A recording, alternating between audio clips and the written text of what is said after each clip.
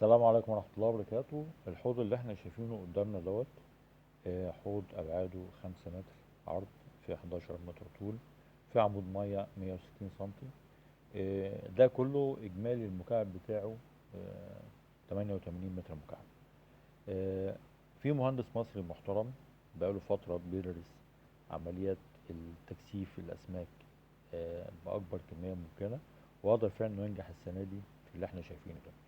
حط في الحوض ده 24,000 سمكة. تخيل 24,000 سمكة في 88 متر، معناه كثافة 275 سمكة في المتر.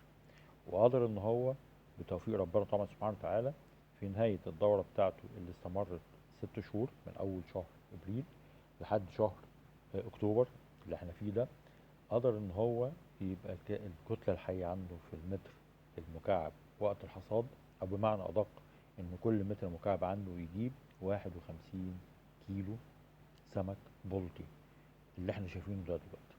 طبعا دي كمية يعتبر اكبر رقم موجود في مصر في الكثافة. المهندس عبد الله استخدم هنا اساليب يعني توفر المية بحيث ان هو ما يغيرش مية خالص.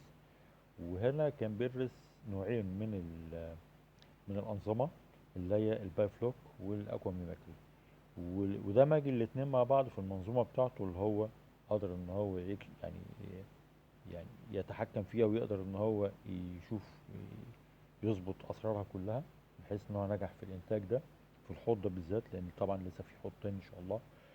هو ادرى ان هو هيطلعه امتى باذن الله، بس خلينا نتكلم في الحوض ده. قدر عن طريق النظامين دول ودمجهم بطريقته، الاكوا ميماكري والبايوفلوك.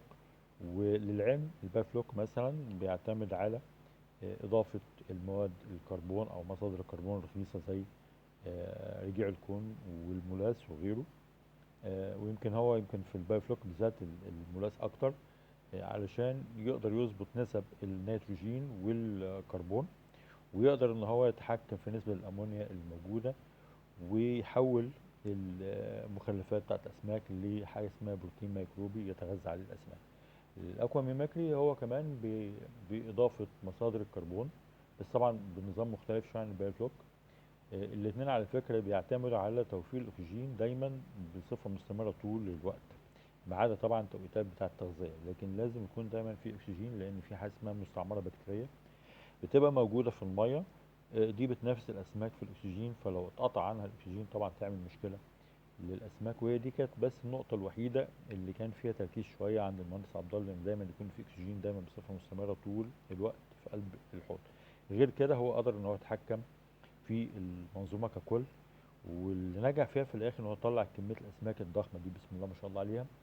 وكانت معدلات التحويل عنده ممتازة جدا، كانت واصلة 1.4 لكل كيلو، يعني كيلو و400 جرام علف لكل كيلو لحم. وقدر ان هو يطلع معدلات من الأربعة طن ونص دول كانت نسبة 23% دباش، و51% كان سوبر، ونمرة واحد كان 25%. يعني بما يعني إن تقريبا كان طلع طن و100 كيلو دباش، يعني السمكة كانت فوق نص كيلو، واتنين طن ونص تلاتات واربعات اللي هو السوبر، وطن خمسات وستات اللي هو نمرة واحد. طبعا ما شاء الله عليه، يعني أرقام محترمة جدا. أدعوكم كلكم جميعا إن أنتوا تتفرجوا على النظام المحترم دوت على قناة القاهرة والناس يوم الخميس الجاي إن شاء الله، في برنامج جدعان مع الإعلامي الكبير المحترم محمد غانم. أنا كنت معكم مهندس وجيه خوجة من قناة وجيه خوجة على اليوتيوب، اللي بنقدم فيها دايما كل جديد ومفيد حوالين أنظمة الاستزراع السمكي عموما، وأنظمة الزراعة المائية. تحياتي لكم جميعا، والسلام عليكم ورحمة الله وبركاته.